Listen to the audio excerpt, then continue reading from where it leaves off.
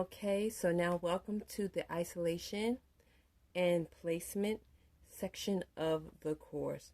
I have my mannequin here. I have my lash strips. I have dropped my glue already. Let's move my tweezers so you can see that. I dropped my glue already.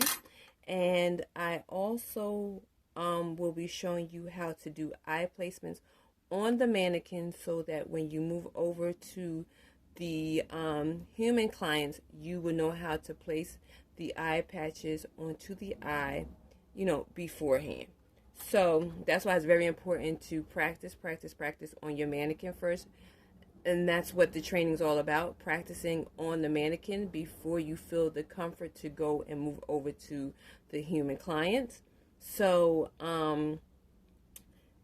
I also want to touch on, you can also do your final exam if you feel comfortable, which the whole point of the course is to build up that confidence so that you could be able to move forward to the human clients for your final exam, photo submissions, and beyond.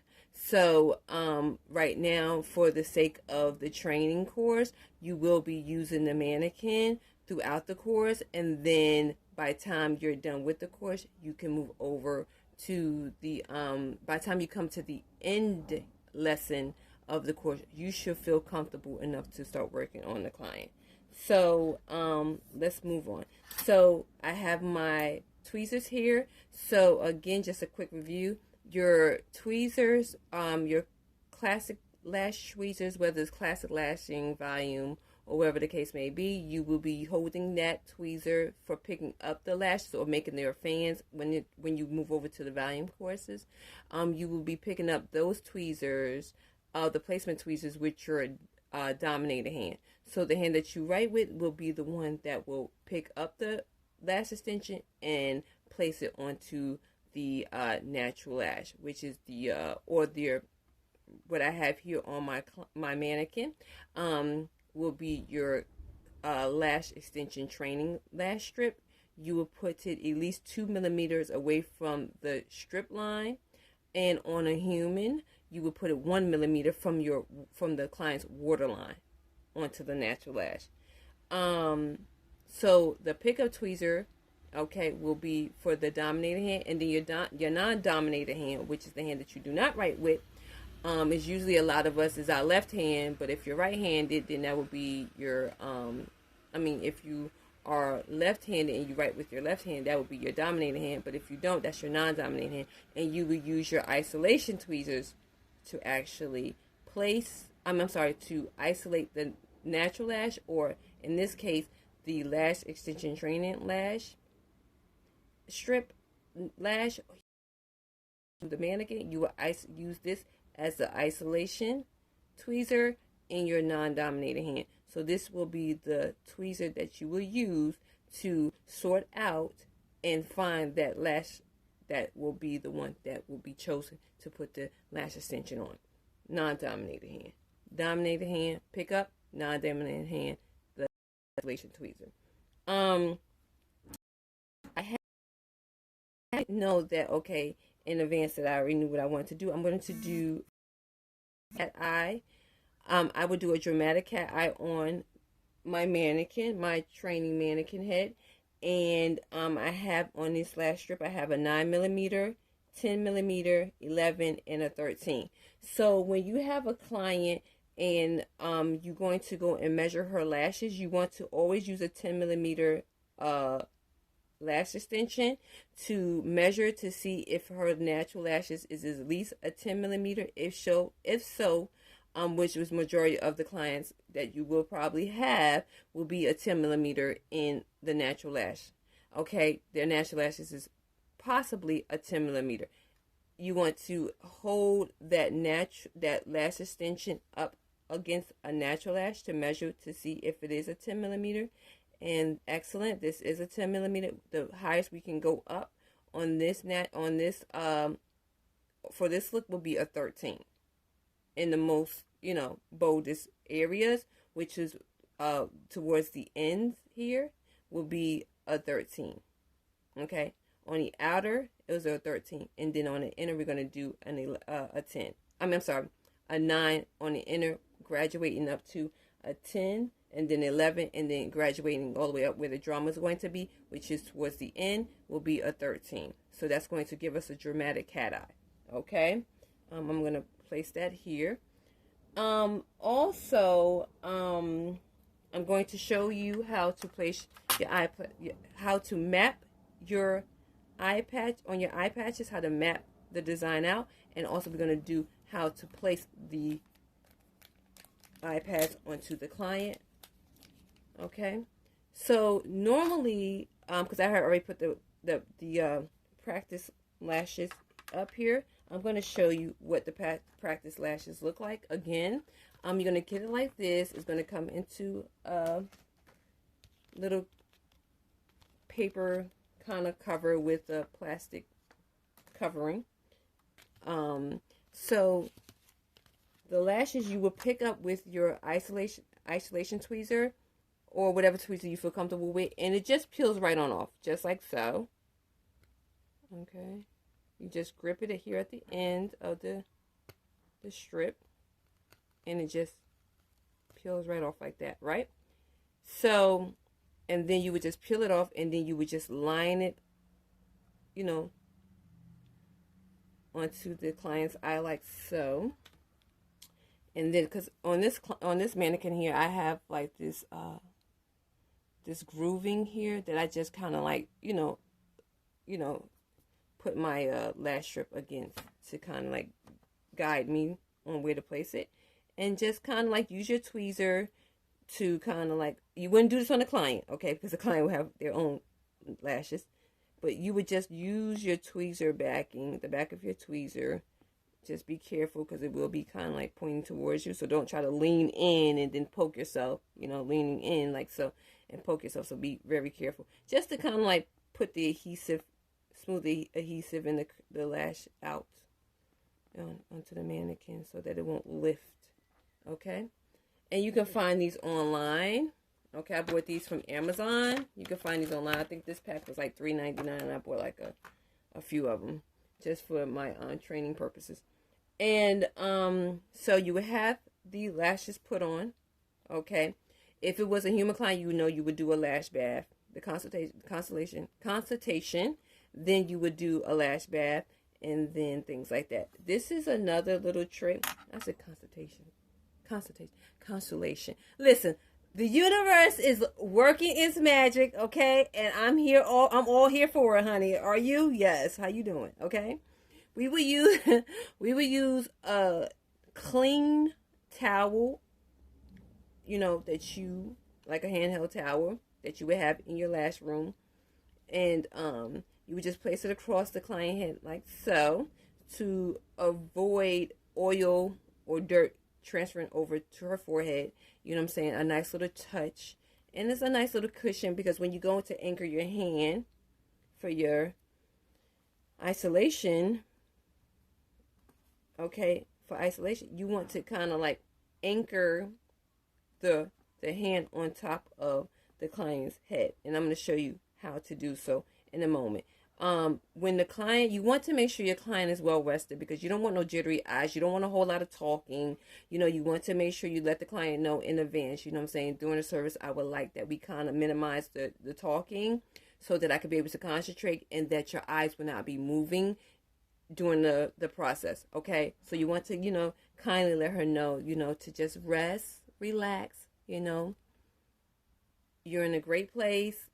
Just relax, let the client drift off to sleep. That's what we would want. We would like that client to drift off to sleep and things like that, so that will allow the service to go a lot smoother and less talking. We want that. So kindly ask if you need to adjust the head, just, ask the client, could you, turn your head, to the right, to the left, so that you can get into those inner corners, because those inner corners can be very tricky, which we really recommend that you work on the inner corners first before working on the outers, because the inner, the middle, and the outers the inner is the hardest, the trickiest. And people like to leave that for last, which is a big no-no because you're not going to get a consistent, the symmetry within your look is not going to be consistent, okay? So that's why we tell you to work on the inner before you move out to the middle and the outer, okay? And that's why we teach you those taping methods, okay, to shift the skin on the upper lid over a little bit so those baby lashes there, those soft baby lashes can be able to pop, to be able to pop out a little bit more so that you don't be straining to get in there. And you know what I'm saying? And a lot of people try to avoid it, and that's why a lot of these lash looks are not fully completed here in the inner corner of the eye because nobody wants to do them for some reason. So a lot of those lashes there, some of them, not even a lot, but a few of them might not be able to be lashed because they're so fine, so delicate. You don't want to put no weight on those because those will break, and then you don't want that to happen, okay? That's a huge no-no, okay? So we're going to put the strip on. I'm sorry, the iPad onto the client eye. Okay, like so. And this part is going to go into the inner part, and it's going to rest on the side, the bridge of the nose. The side of the bridge of the nose, like this. Okay. All right. Normally you can put 2 cuts or 3 cuts here. I say 2. It makes more sense to do 2. Some people do 3, but I did show you an image of 3 cuts. But you could do 1 cut here, 1 cut there. So it's going to be like a cut here so that you could be able to maneuver that iPad onto the client a lot easier. Okay, and you just got to rest it onto the bridge of the nose, okay? And then I'm going to do the other side as well. Okay. I'm going to do the other side as well. And then we're going to map it out. To avoid, you want to also, and I'm going to show you as well, when it comes to placing the start to mapping, the mapping process of, and then we're just going to put this here like this, like so. We would just put it onto the lower lid lashes, not all the way up into the waterline of the lashes, because that's going to wind up causing irritation and bruising to the eyeball. So we don't want that to happen, and then it's going to cause a lot of redness. So we just want to put it onto the lower lashes, covering up a lot of the bottom of the lashes so that they won't get glued to the top lashes when we go and put the extensions on. So we don't want to bring it all the way up to the pink lining of the lower lash, the lower lid lash line. Okay, the waterline, we want to just put it on top of the lower lids lashes, those little baby lashes at the very bottom of the eye. Okay, so we're gonna do it like that. All right. So we're gonna start the mapping. Okay, I like to pull back a little bit so that I can see the quadrants, because we're gonna put them into, we're gonna section off the eye.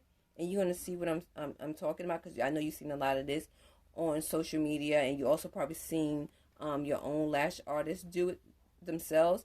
We're going to put the eye into quarters, and then we're going to section it off into 4s. So we're going to do a line here, and then we're going to do a line. That's 1.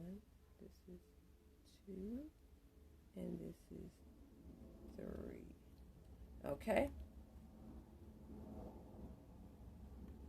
1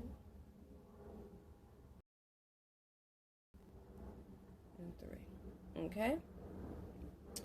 And then, and I'm going to tell you why I did it like this. So we're going to do a 9 there. We're going to do a 10, 11, 13, 13. Okay. That's a dramatic cat eye mapping. 9, okay, 10, 11, 13, and 13.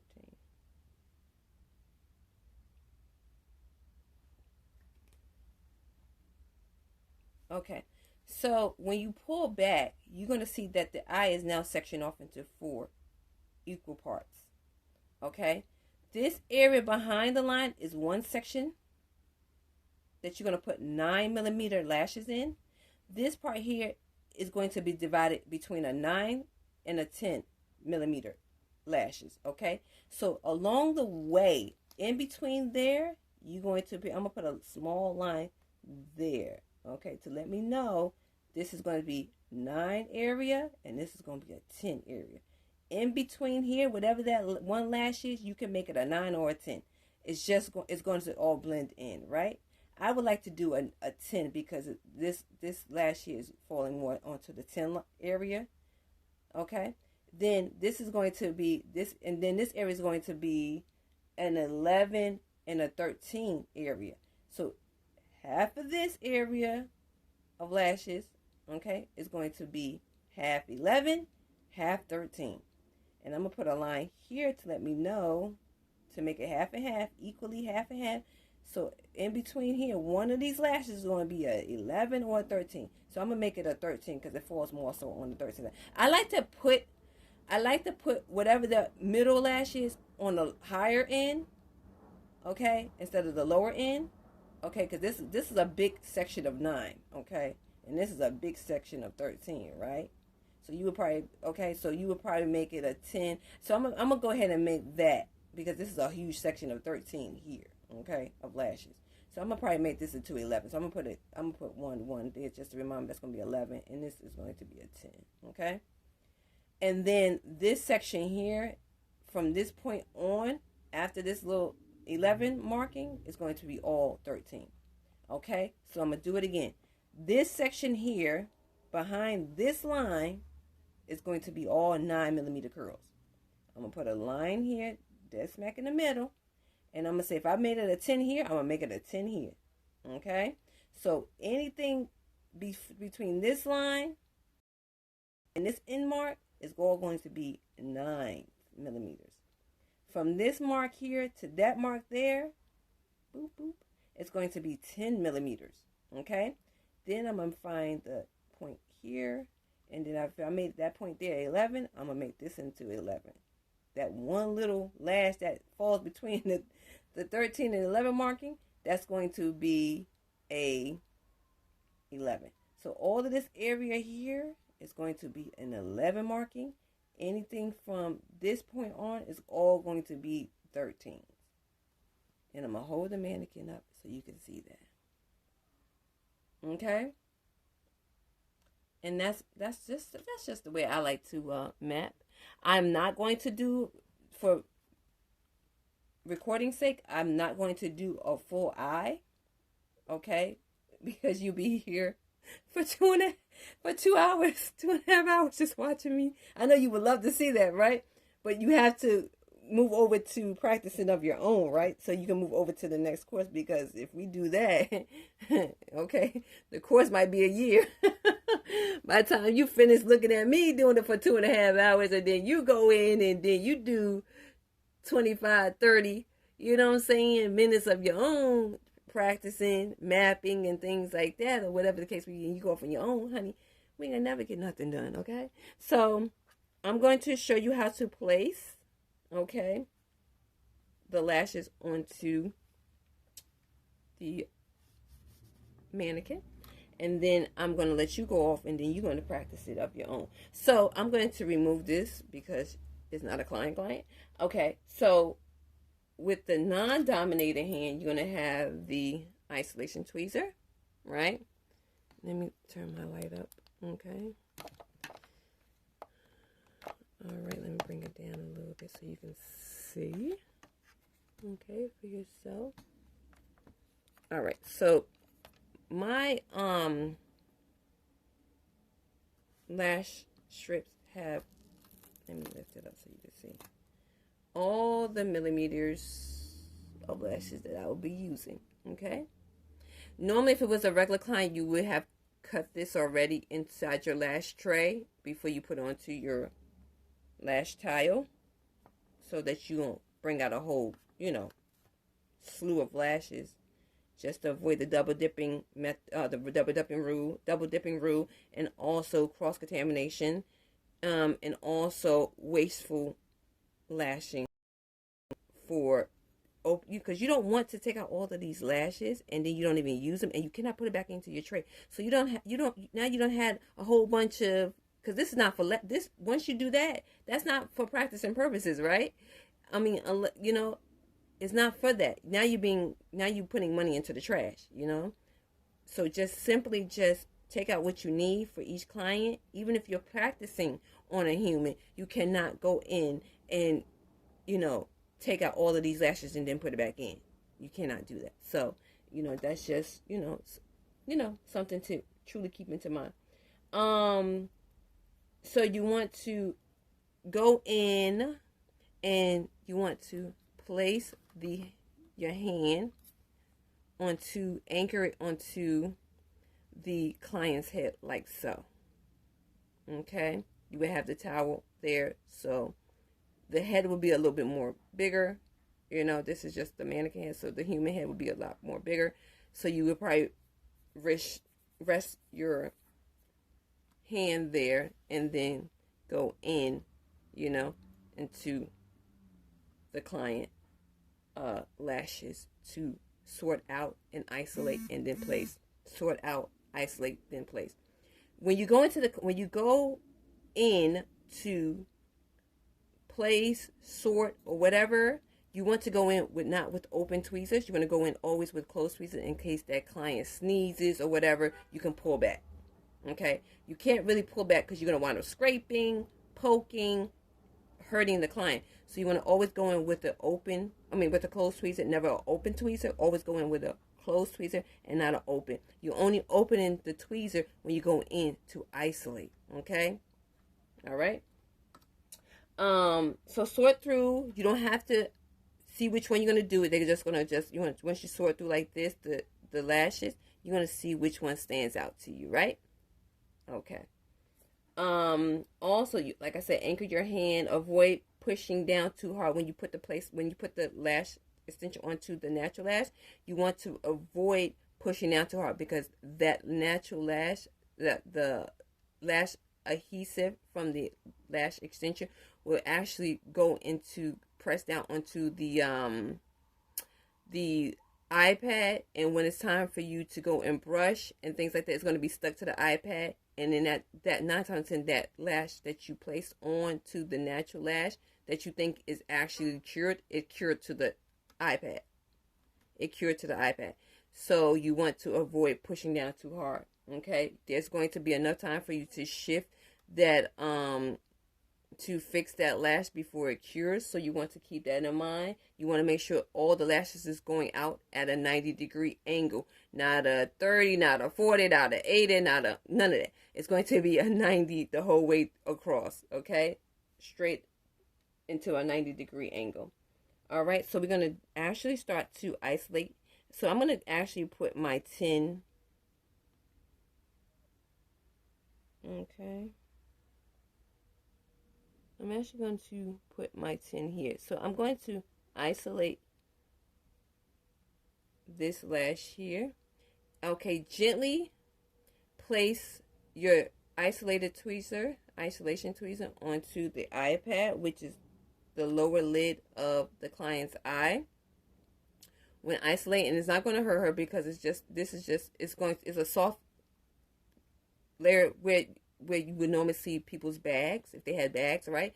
That area there, that's a soft layer of skin. So just gently placing your open tweezer onto the iPad, onto that puffy pieces of layer of skin underneath, it's not going to hurt them. So that's going to allow you to get a good anchor and a good isolation. All right.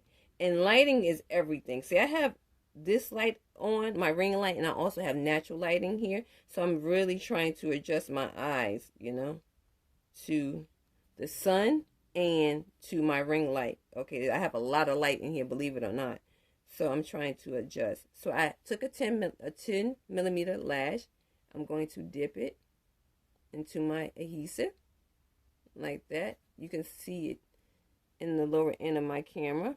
And then I'm just going to just place it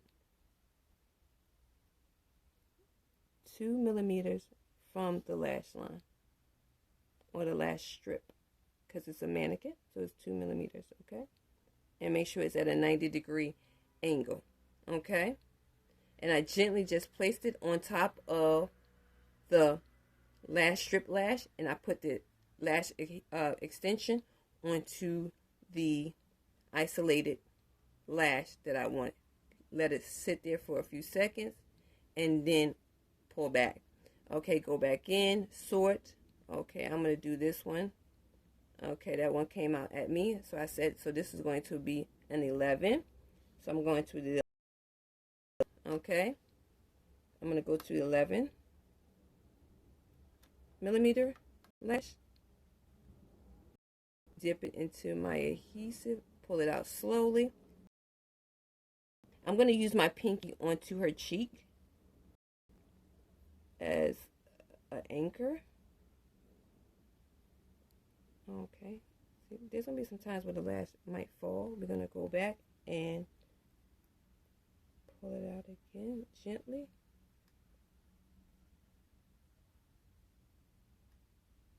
And out. And then we're just going to use it. We're just going to place it onto an 11 millimeter onto the natural lash. Okay. So you want to make sure that you don't have a lot of adhesive at the bottom of your lash extension, okay? And then we're going to pull back. Okay. And let that cure. And then we're just going to go from eye to eye, okay? But right now, for lashing purposes, we're going to just, for lashes practice purposes, we're just going to do, and you see how I'm shifting it so that I can get a good isolation of my tweezer onto the client, because you don't want to over strain yourself just to get to the lashes. So normally that's why a lot of the lashing chairs have rolling wheels, so that you could be able to shift your body. Okay, and this is going to be a 9 here because it's in the 9 quadrant. And if you have a client that has and then we're going to go here and we're going to just do, you don't want to work too much in the same area where the glue is drying, because it's not going to allow that lash that just got placed there to be able to dry, because you're kind of like interfering into the process of it drying. So you want to be able to kind of like see. I don't know if you can see that, but that strip, that extension has a lot of glue. So I kind of pulled out too fast. And just keep in mind, it's only a 15-minute span for your adhesive to be used. Only a 15-minute span. You cannot have it no more than 15 minutes. If not, that glue is no longer good.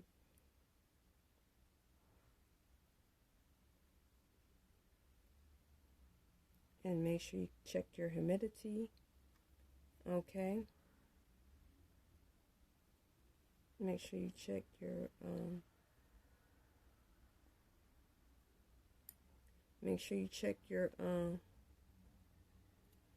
temperature as well as your humidity. Okay. And I'm going to do that one again.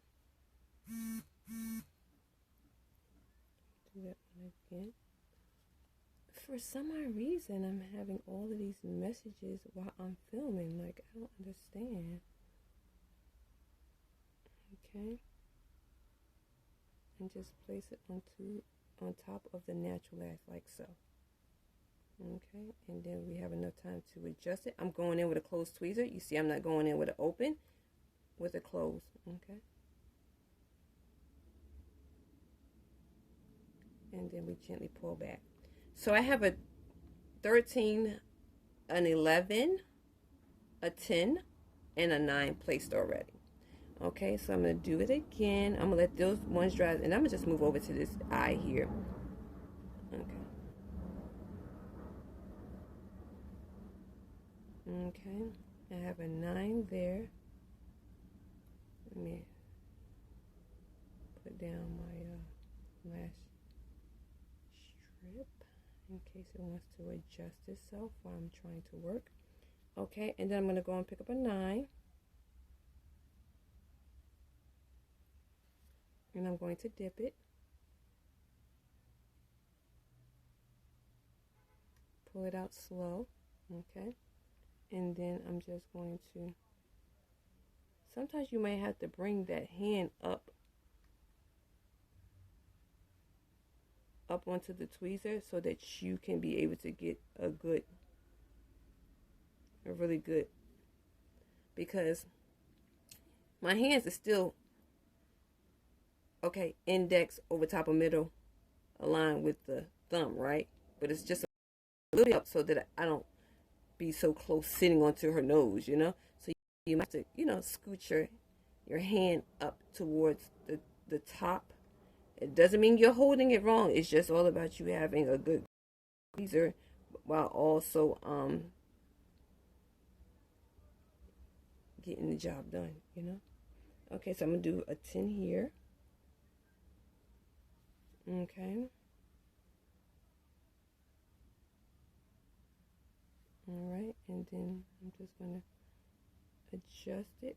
And that's why I was saying to always pick up at a 13 on the clock and let that lash be at a 12 on the clock, because if you don't, you won't be able to have that good grip and maneuver, and that maneuver of the wrist like that I was telling you before, because there's going to be some times where you might have to bring that wrist up, that hand or those fingers up onto the tweezer, but you're going to bring it right back down, right, when you go and do your lash pickup. And then I'm going to just put it here. Okay, and then we're just going to adjust it to a 90. You see, I'm using my placement tweezer to hold it at a 90, and then we'll just let it go, and then we'll let it dry. So if you see here, I have 5 lashes placed already. Okay, in the quadrants that they belong, okay, that they're belonging in. So we're gonna, let's do a 9 here. Okay, I'm gonna move for a 9, baby. My favorite number. 9 and 11 is my favorite numbers. Okay. Okay, then I picked up, and then I'm going to place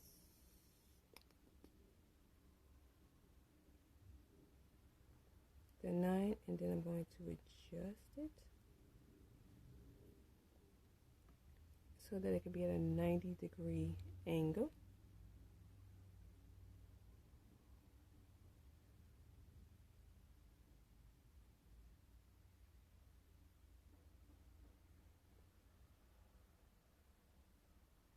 And I gave you a little trick chart, okay? If the client has a curly lash, a downward facing lash, you know, a lash that does not go at a 90, you know, there's little tricks that you can place the lash either on the side,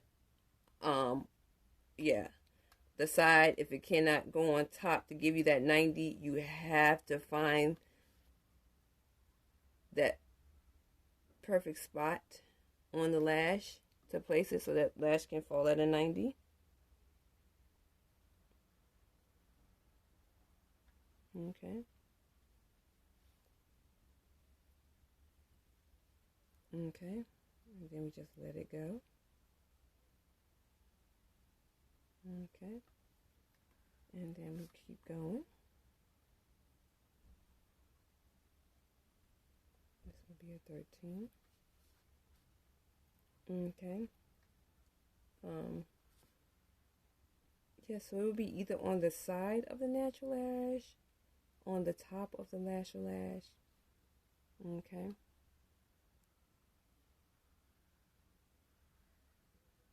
And that's a 13. Okay. And we just let it go. Okay. Just want to adjust my iPad. And this is another 13.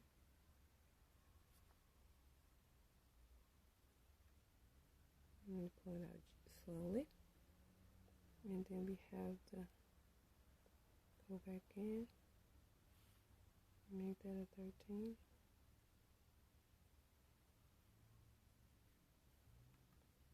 A little tiny bit of glue on the iPad is fine. Too much will cause burning. Okay? Even after the client is gone, it will cause her to burn. Okay? If you're not curing it, if you're not using that nano mister and that glue is not fully cured, it can cause burning. Okay, it will cause burning. So, in leaving the eye patches with a whole bunch of adhesive on it, it's a big no-no. And this will be a 13 as well, but it will be a big no-no. So, you know, too much adhesive is a problem. Okay. And you see how I adjusted the head? Because, you know, the client is going to go home and she's going to have her job, okay? You go home, you want to still have a job when you come back, right? You want a job as long as you possibly can have a job, right? Doing lashes, right? So you have to maneuver and work it to the point where it's not overworking you. You feel me?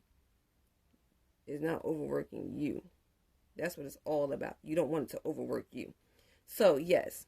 So if you take a look here, you're going to start to see the dramaticity will start expanding in this area here.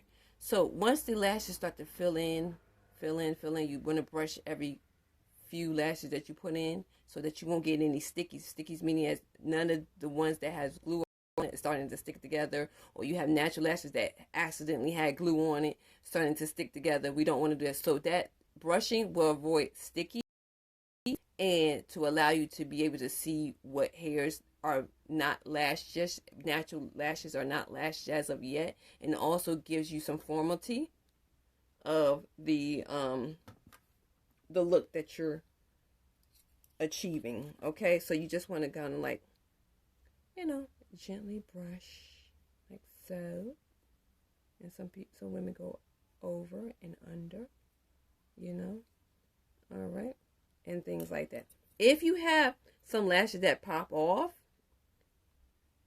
maybe the glue is well over 15 minutes, or the humidity and the temperature. If you have a lot of them popping off, you need to check your humidity and your temperature for sure. But if one or two pop off, that means that glue wasn't, you know, dry enough, wasn't drying, or curing enough. So that just means just go back in and place one back on it, you know. But yes, and you start to see the small lashes start to graduate